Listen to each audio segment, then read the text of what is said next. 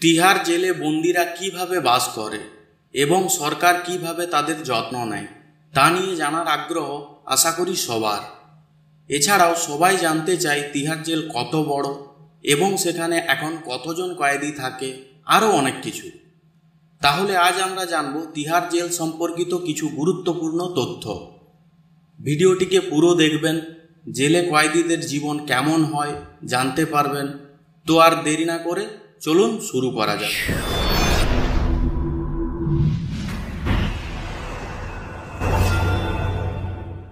তিহার জেলের ইতিহাস। তিহার জেল শুধুমাত্র ভারতের বৃহত্তম কারাগার নয়, এটি বিশ্বের বৃহত্তম কারাগারগুলির মধ্যে গণনা করা হয়। এছাড়াও এটিকে দক্ষিণ এশিয়ার বৃহত্তম কারাগার হিসেবেও বিবেচনা করা হয়। তিহার গ্রামে তিহার জেল নির্মিত হয় 1958 সালে। প্রথম দিকে এটি ছিল পাঞ্জাব রাজ্য পরিচালিত একটি সর্বোচ্চ নিরাপত্তা বিশিষ্ট প্রিজন। 1966 সালে দেশের রাজধানী দিল্লির হাতে এই জেলের মালিকানা তুলে দেওয়া হয়। 1984 সাল থেকে এই জেলে কিছু অতিরিক্ত সুযোগ সুবিধার ব্যবস্থা করা হয় এবং এই জেলের ইংরেজি নাম পরিবর্তন করে তিহার প্রিজন্স রাখা হয়। আদি তিহার জেলটি ছিল তেবাতিয়া জাটদের সম্পত্তি এবং এটি কয়েকটি অংশে বিভক্ত। এতে 9টি কেন্দ্রীয় কারাগার অন্তর্ভুক্ত রয়েছে। প্রায় 400 একর এলাকা জুড়ে এটি বিস্তৃত এবং এটি থেকে কাগজ তৈরি, টেলারিং, মৃৎপাত্র, জুতা তৈরি এবং বেকিংয়ের মতো ব্যবসাও চলছে বলে জানা যায়। এখানে থাকা বন্দীদের মধ্যে ভারতের অনেক বড় বড় ব্যক্তিত্ব, যেমন সঞ্জয় গান্ধী থেকে সঞ্জয় দত্ত, কানাইয়া কুমার থেকে মুম্বাইয়ের ছোটা রাজন, অ্যাথলেট মিল্খা সিং এবং পলিটিক্সের আন্না হাজারে থেকে অরবিন্দ কেজরিওয়াল।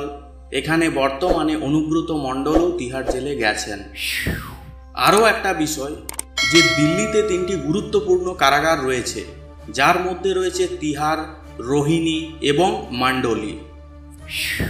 কারা অধীক্ষক থাকাকালীন যখন এই জেলের দায়ভার কিরণ বেদির হাতে ছিল, যিনি ছিলেন আমাদের দেশের প্রথম মহিলা IPS অফিসার, এই জেলের একাধিক সংস্কারমূলক কাজ করেছিলেন। এই সময় জেলের নাম বদলে রাখা হয় তিহার আশ্রম। এছাড়াও তিনি জেলরক্ষী ও বন্দী উভয়ের জন্য যোগা ক্লাস শুরু করেন। জানলে অবাক হবেন, এই জেলের একজন কয়েদি ইন্ডিয়ান অ্যাডমিনিস্ট্রেটিভ সার্ভিস নামক ভারতের সর্বোচ্চ নিয়োগ পরীক্ষায় উত্তীর্ণ হন। কোন কয়েদি কোথায় থাকবেন তা কিভাবে ঠিক করা? সেল নাম্বার 1-এ যাদের নামের অক্ষর শুরু হয় SOY দিয়ে তাদের রাখা হয়। 10 বছর বা তার বেশি সাজাপ্রাপ্ত আসামিকে সেল নাম্বার 2-এ রাখা হয়। BVCDEF এবং G দিয়ে শুরু হওয়া আসামিদের সেল নাম্বার 3-এ রাখা হয়। যাদের নাম A এবং R দিয়ে শুরু হয় তাদেরকে সেল নাম্বার 4-এ রাখা হয়। 10 বছরের কম সাজাপ্রাপ্ত আসামিকে সেল নাম্বার 5-এ রাখা হয়। মহিলাদের রাখা হয়েছে 7 নম্বর সেলে। একইভাবে প্রতিটি সেল অনুযায়ী আসামিদের ভাগ করা হয়েছে। এই জেলে কতজন আসামি থাকতে পারে? 16টি কেন্দ্রীয় কারাগারে কতজনকে রাখা হবে তা নির্ধারিত হলেও অধিকাংশ কারাগারে তার চেয়েও বেশি বন্দী রয়েছে। আমরা যদি 2019 সালের পরিসংখ্যান দেখি, তাহলে দেখা যায় অনেক কারাগারে 4 গুণ পর্যন্ত বন্দীরা বসবাস করছেন। 2019 সালে পুরো কারাগারের প্রিজনার ছিল 10,026 জন। তবে সে সময় কারাগারে 17,534 জন বন্দী ছিল। এখানে বিচারাধীন বন্দীর সংখ্যা অনেক বেশি। ইন্টারন্যাশনাল ক্রিমিনাল চার্লস সোবরাজ 1986 সালের 16 মার্চ এই জেল থেকে পালিয়ে যান। কিছুকাল পরেই তাকে পুনরায় বন্দী করে তিহারে ফিরিয়ে আনা হয়। পালানোর জন্য তার কারাবাসের মেয়াদ 10 বছর বৃদ্ধি করা হয়েছিল। 1997 সালের 17 ফেব্রুয়ারি কারাবাসের মেয়াদ শেষ হলে তাকে মুক্তি দেওয়া হয়। 1994 সালে ভারতের পাশ্চাত্য পর্যটক অপহরণের ঘটনায় অভিযুক্ত হয়ে ড্যানিয়েল পার্ল হত্যার আসামি আহমেদ ওমর সৈয়দ শেখকে বেশ কয়েক বছর এই জেলেই কাটাতে হয়েছিল। 2008 সালের 7 জুন সিবিআই ড্যানিয়েল টোপনো হত্যা মামলার মূল অভিযুক্ত তথা অসমের তরুণ গগৈ মন্ত্রিসভার প্রাক্তন শিক্ষামন্ত্রী রিপুন বোরাকে তিহার জেলে প্রেরণ করে।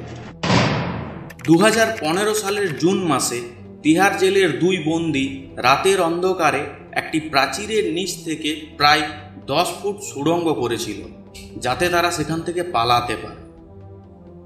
পালানোর সময় 19 বছর বয়সী ফাইজান একটি নর্দমায় আটকে পড়ে, যেখান থেকে তাকে ধরা হয়। জেলের ভিতরে রক্তপাত যেন সাধারণ ব্যাপার হয়ে উঠেছে এবং মোবাইল ফোনের ব্যবহার সর্বোচ্চ পর্যায়ে পৌঁছেছে। এখানে আমরা যদি 4 মাসের মার্চ থেকে জুনের পরিসংখ্যান দেখি, জেলের ভেতরে 17 জন মারা গেছে। যেখানে এত নজরদারি এবং নিরাপত্তার যত্নও নেওয়া হয়, সেখানে এই ধরনের পরিসংখ্যান আপনাকে ভয় দেখায়, তাই না? এখানে সদ্য ভর্তি হওয়া কয়েদিকে অনেক পদ্ধতি দ্বারা আকৃষ্টও করা হয়। এখানে নতুন প্রবেশকারীদের ফ্রেশার্স পার্টি এবং নিরাপত্তা দ্বারা প্রলুব্ধ করা হয়। প্রায় 20টি অপরাধী দল এবং 30টি ছোট গ্যাং তিহার জেলের ভারী নজরদারি এবং নিরাপত্তার মধ্যেও কাজ করে। এখান থেকে কর্মরত গ্যাংরা কারাগারের অভ্যন্তরে থাকা বন্দীদের প্রধানদের নামে চলে। এখন নিশ্চয়ই বুঝতে পেরেছেন এখানে আসার পর রাস্তার নাম কিভাবে দলে পরিণত হয়। সময়ের সঙ্গে তাল মিলিয়ে এখানকার গ্যাংগুলো হাইটেক হয়ে উঠেছে। আজ দিল্লি এনসিআর এবং হরিয়ানার বেশিরভাগ গ্যাংস্টার শিখদের মধ্যে রয়েছে এবং সেখান থেকেই তাদের পুরো ব্যবসা চালায়। এই তিহার জেলের একটি নিজস্ব ব্র্যান্ডও আছে, যার নাম TJS।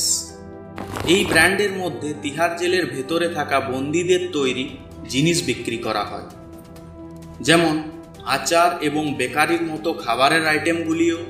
এর পাশাপাশি তাঁত ও বস্ত্র, আসবাবপত্র, জামা কাপড়, ব্যাগ, সরিষার তেল, হস্তনির্মিত জিনিসপত্র, পেন্টিং, পাটের ব্যাগ, ভেষজ পণ্য, ক্যাডল এবং লাইট ছাড়াও আরও অনেক কিছু পাওয়া যায় এখানে। দিল্লির তিহার জেলের ভেতরে 9টি ভিন্ন কারাগার রয়েছে, যার মধ্যে 3 নম্বর জেলের জেলারের নাম হলো দীপক শর্মা। দীপক শর্মা পেশাদার বডি বিল্ডার আর তার ফিটনেসও অসাধারণ, যে কোনো হিরোকে মাত দিতে পারে। বলা হয় দিল্লির তিহার জেলে পাঞ্জাবি গায়ক সিদ্ধু মুসেওয়ালার হত্যার ষড়যন্ত্র হয়েছিল। এই ষড়যন্ত্রে তিহার জেলে বন্দী লরেন্স বিষ্ণোইয়ের নাম সামনে এসেছে। দিল্লির তিহার জেলে অনেক হাই প্রোফাইল বন্দীকে রাখা হয়েছে। তিহার জেলের 3 নম্বর জেলটি সহকারী পুলিশ সুপার দীপক শর্মা দ্বারা পরিচালিত। এর আগে জেলের দীপক শর্মা দিল্লির মন্ডোলি জেলের ডেপুটি জেল সুপার ছিলেন। নির্ভয়া ঘটনার দোষীদের ফাঁসি দেওয়ার সময় তাকে এখানে নিয়োগ করা হয়েছিল। সুপারিনটেন্ডেন্ট দীপক শর্মা একজন পেশাদার বডি বিল্ডার এবং অনেক বডি বিল্ডিং প্রতিযোগিতাও জিতেছেন। সবশেষে দেখে নেওয়া যাক এই কয়েদিদের জন্য এই জেলে কি সুযোগ সুবিধা আছে। বন্দীদের স্বাস্থ্যের যত্ন নিতে বিশেষজ্ঞ, সিনিয়র রেসিডেন্ট, প্রায় 100-রও বেশি চিকিৎসকের একটি দল রয়েছে। এছাড়াও 71 জন নার্সিং স্টাফ রয়েছে। পাশাপাশি কারাগারের জন্য রয়েছে 120 বেডের হসপিটাল এবং জরুরি অবস্থার জন্য বিশেষ ব্যবস্থা। বন্দীদের সাথে দেখা করার জন্য একটি ব্যবস্থাও রয়েছে, যেখানে জেল অনুসারে সময় নির্ধারণ করা হয়। এই সময় বন্দীদের সাথে সংশ্লিষ্ট ব্যক্তিরা তাদের সাথে দেখা করতে পারেন। এনজিওর সহায়তায় বন্দীদের শিক্ষা, ধর্ম ইত্যাদি দেখাশোনা করা হয়। বন্দীদের বিনামূল্যে আইনি তথ্য দেওয়া হয়। আদালতের কার্যক্রম সম্পর্কে বন্দীদের ভিডিও কনফারেন্সেরও ব্যবস্থা রয়েছে। তাহলে এই ছিল তিহার জেলের পুরো ইতিহাস। আপনাদের ভিডিওটি কেমন লেগেছে কমেন্ট করে অবশ্যই জানাবেন। ভালো লাগলে ভিডিওটিকে একটি লাইক ও চ্যানেলটিকে সাবস্ক্রাইব করে দেবেন। ফিরে আসছি নেক্সট ভিডিওতে। জয় হিন্দ।